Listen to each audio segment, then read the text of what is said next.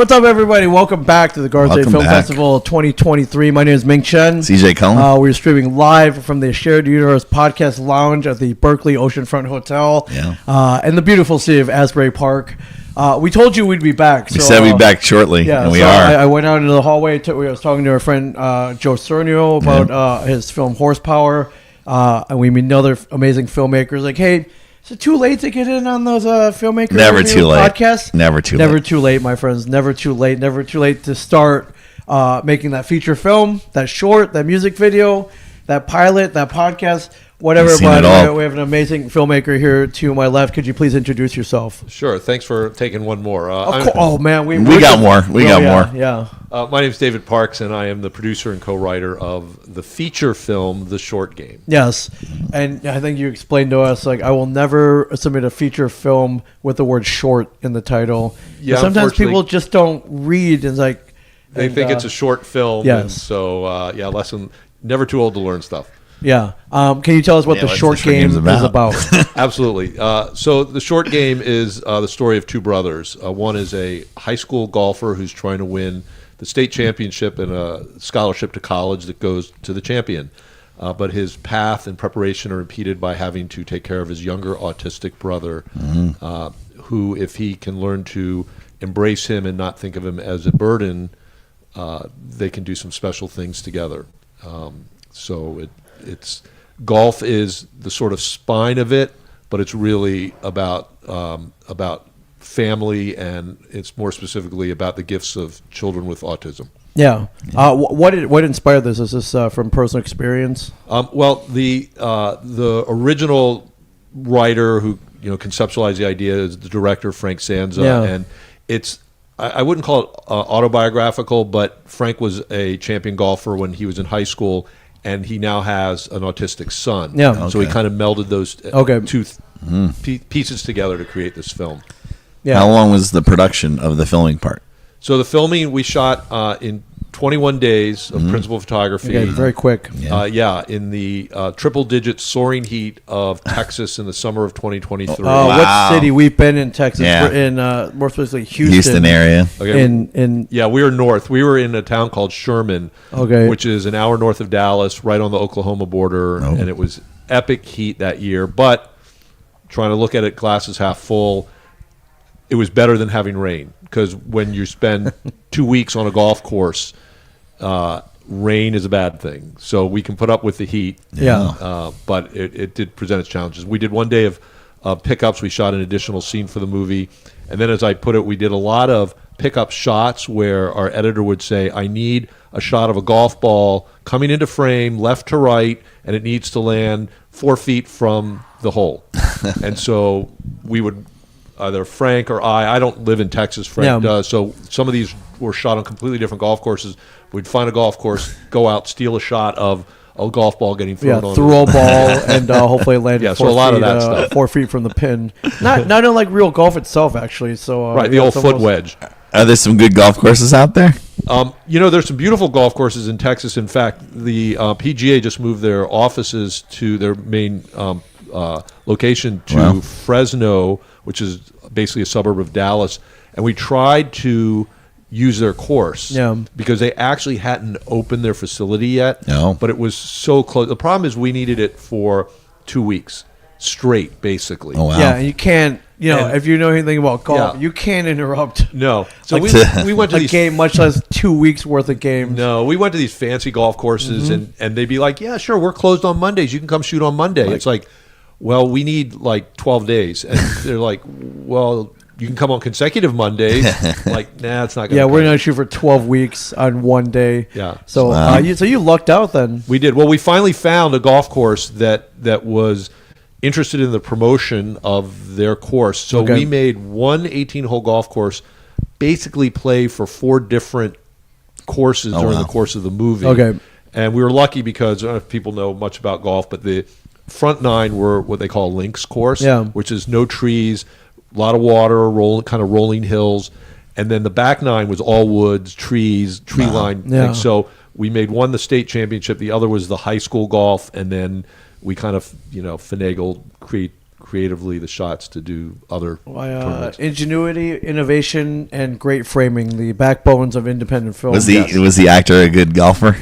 That's actually an interesting question. So, obviously we need the best actors we can get for the part, but we needed actors who could play golf. Yeah. So the question is, do you cast, an actor and hope that they can play golf and teach them, or do you cast a golfer and maybe teach them how to act?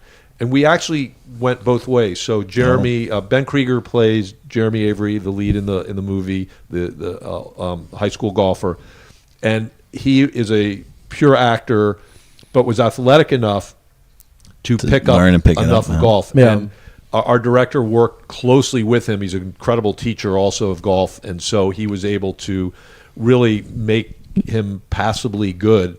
We know how we shot the film, obviously not chronologically, but you could tell the order that we shot in, because the early scenes that we shot, his swing is not nearly as good as he's dropping his elbow in this one. We must have shot this the first week But then there's the foil in the movie, his main competitor at state, and he is also an actor, but he is a great golfer. In fact, he auditioned for us. He drove directly from the Texas State Championship. Oh wow! Okay. He was a senior in high school at the time, and he had finished fourth, and his swing is beautiful. Yeah. But it happened that he also could act. So, and we did. We had some doubles for some things too when necessary. Oh, so it's like these baseball movies that, like, you could tell when some actor can't throw or hit, and see the ones that can. Yeah, I think if you're a real golfer, you kind of notice, pick up stuff. If you're not, totally works. Yeah, and the real golfers, they love pointing things out like that. It's like, oh man, that's I don't know about that. That's not. Yeah, I can tell. It's like, okay, we get it. You love golf. You're watching this. Yeah, we've lost you if that's all you're looking at. Yeah, What was the toughest part about the production? What was the biggest challenge besides the heat? Yeah. Well, so the actor who plays Ethan, a kid named Owen Himfar, is an autistic actor. He's actually neurodiverse. Was very important to us to cast somebody like that. There's no reason not to. There are a lot of very talented. He's high functioning. In terms of the very wide range of spectrum. Yeah. But that presented challenges of its own. Sure. Number one is, just with any kid, you have limited hours per SAG rules on the set, and then on top of that, there are nuances about each kid. So in his case, he was excellent at memorizing lines. But he also was struggled to repeat performances. Okay. And it was kind of out of, like, still learning the process. He'd be like, well, I don't understand why. I've already done it twice. Why do I have to do it 3 more times? Well, we're not on you. We're over your shoulder, but you need... And so there's that learning curve, which, again, doesn't speak to his autism. It just speaks to having one of the lead characters be a kid. But we did learn a lot about autism and about how, each kid responds differently to different things, and we figured out, how we could get the best performances out of him, and it was terrific. I mean, I challenge anybody not to fall in love with him when they see him, and he's terrific in it. Amazing. So you guys screened yesterday. How was the reception? Yeah, how'd it go? Really good. I mean, I'm already. We've been fortunate to have played a lot of festivals so far, and we have more coming up. And this is already at the top of our list. And I'm not just saying that because I'm sitting here with you all. No. Really, from the communication and the people, but mostly we had a full audience. And that's not always the case because either there's so many choices that people go to or whatever, and I had a couple friends there, but it wasn't me who packed the theater. So that was wonderful, and people really were moved. I had maybe one of the most meaningful experiences after our screening. Do tell. So we had a Q&A, and then the Q&A ended, but I stuck around because there were still people who had questions, and this man comes up to me, and he said, I just want to tell you how impactful and meaningful your film was to me. I have an autistic son, and I have been trying so hard to connect with him, and it's so difficult, and your film it inspired me to continue to do whatever I can to connect because the message in your film that there are gifts that you get from that, and that there's nothing more important than family and relationship. And he starts tearing up. I mean, and my friend's watching this. She's like, "I'm going to start crying," and everybody's getting all wow. Yeah. But that was like, oh my gosh, that's the heart of why I make films, and the heart of what this film is about, and making people think, and maybe people understand something about an area they might not know otherwise. Yeah, that's amazing. What's next for it? Yeah. Other festivals or festivals, distribution. So we have our distribution.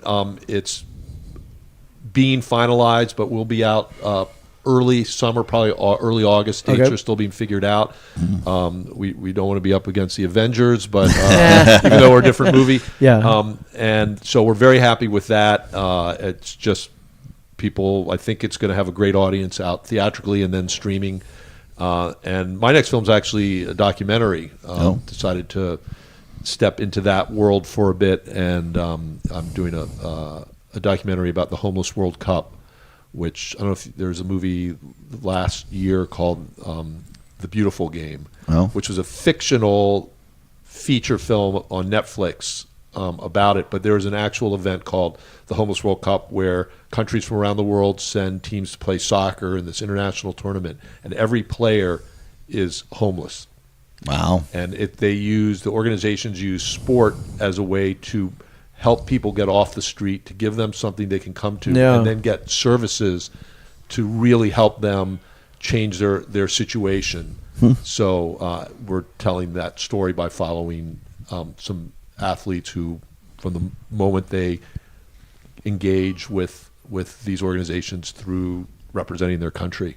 Oh, that's amazing. Yeah, that's amazing. Is this the first feature you've been involved with? No, it's the second one that I've produced. I'm basically from LA, and I've worked on lots of movies and TV shows, but for me as a producer, this is the second one, and it was in some ways a very similar experience. The first one was called The Sky is Falling. We actually had some pretty big name actors in that one, so that made it a little bit different. Yeah. We had some established actors in the short game, but not necessarily household names, and there's something nice about that also.